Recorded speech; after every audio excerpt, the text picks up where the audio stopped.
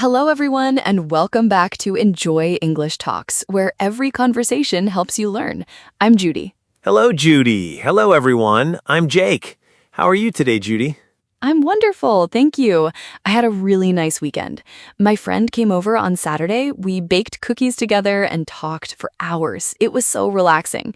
And you, Jake? I'm great. I went out with some friends on Saturday evening. We found a new place near the river. The food was delicious, and we laughed a lot. Oh, that sounds so fun. I love evenings like that. Me too. But Judy, I just noticed something. You said your friend came over, and I said I went out. Those are both phrasal verbs, right? Yes, you're right. And that's exactly our topic for today. Ooh, more phrasal verbs. Yes, today we're going to learn 5 phrasal verbs for social situations. Social means when you're with other people, friends, family, neighbors, the people in your life. That sounds very useful. I always want to talk about my plans with friends in English, but sometimes I don't know the right phrases. Well, after today, you'll know 5 new ones. Are you ready? Yes, let's do it. But first, we have a small request. Yes, if you like our podcast, please click the like button. Please subscribe to Enjoy English Talks. And share this episode with your friends and family. Thank you. It helps us so much. We love our listeners. Okay, now let's start. I'm ready. So, Jake, you already know what phrasal verbs are. We've talked about them in past episodes. Yes, a phrasal verb is a verb plus a small word, like wake up or sit down. The small word changes the meaning. Perfect. Today we have 5 phrasal verbs, and they're all about your social life, things you do with other people. 5 phrasal verbs for being social. I like it. Let's go. Let's begin with our first one, get together. G-E-T-T-O-G-E-T-H-E-R. Get together. Get together. What does it mean? Get together means to meet with people for fun, to spend time together, not for work, not for a meeting, just because you want to see each other. So it's like planning to meet your friends in person. Exactly. For example, I got together with my old classmates last month. We had lunch and talked about our school days. We planned it, we chose a day, and we met. That's nice. You wanted to see them, you made a plan, and you got together. Yes, that's exactly how it works. Let me try. I get together with my friends every Friday evening. We watch movies at someone's apartment. Sometimes we order pizza. That's a great example. Every Friday, you get together. It's like a weekly plan. I love that. And you can also say, we should get together soon, right? When you haven't seen someone for a long time? Yes, that's so common. People say this all the time. It's been so long. We should get together soon. It means, let's make a plan to see each other. I say that to my sister Anna on our Sunday calls. We should get together soon, but we live in different cities, so it's not always easy. I understand, but when you do get together, it's very special. It really is. And get together can be for any number of people, 2 friends, a small group, or a big family event. My whole family gets together every summer. We cook, we eat, we play games. It's my favorite time of the year. That sounds wonderful. I want a big family get-together like that. You should plan one. Now, our next phrasal verb is very related. Come over. C-O-M-E-O-V-R. Come over. Come over. I think I know this one. You used it earlier, right? Your friend came over.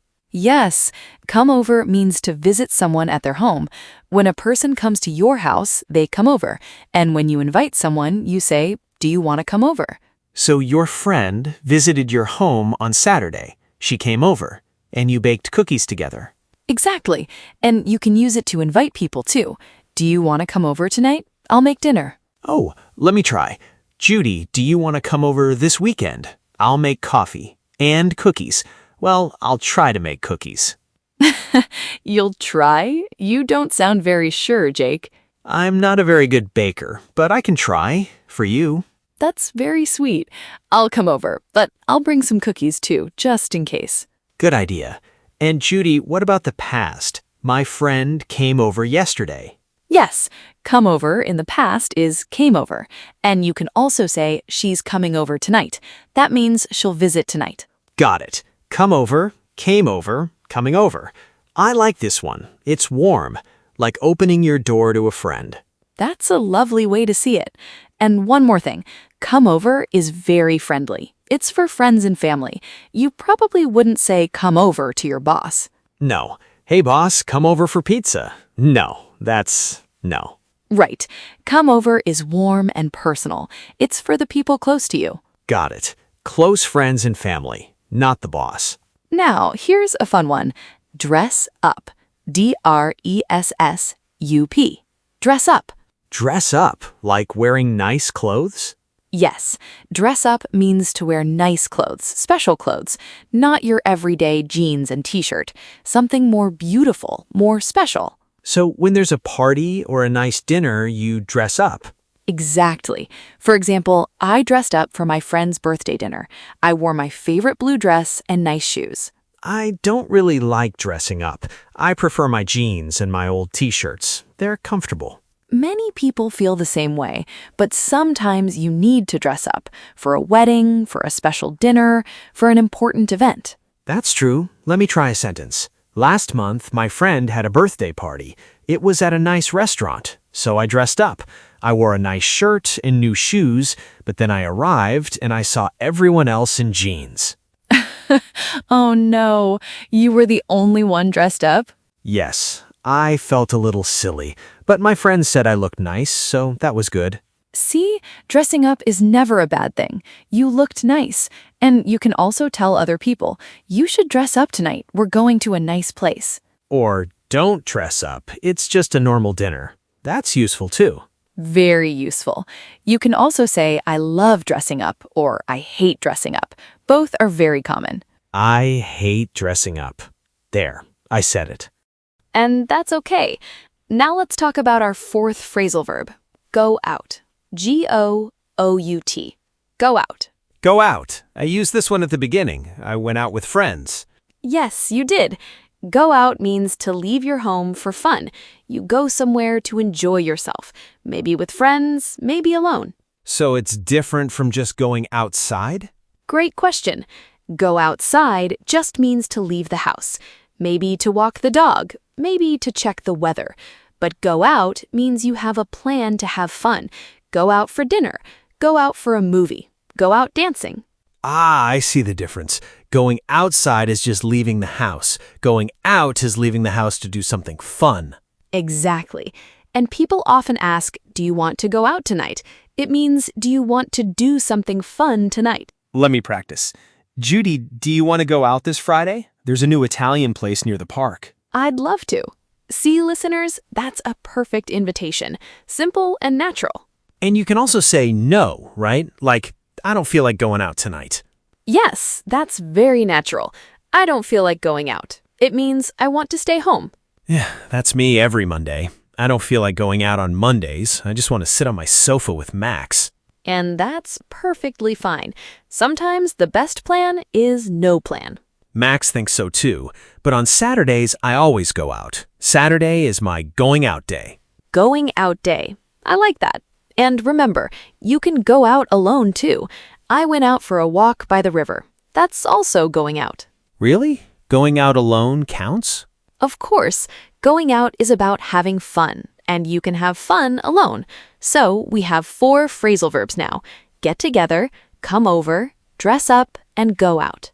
Ready for the last one? Yes, what's the last one?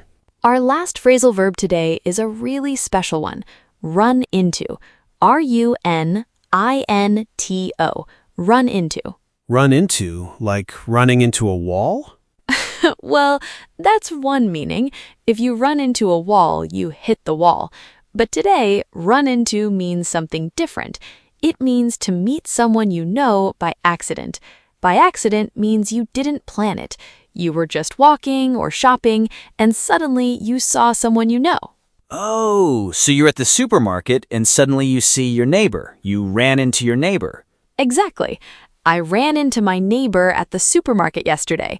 We talked for 20 minutes. I didn't plan to see her. It just happened. That happens to me sometimes. I run into people from work at the coffee shop near my office. That's a perfect example. You didn't plan to see them there. You just ran into them. It was a nice surprise.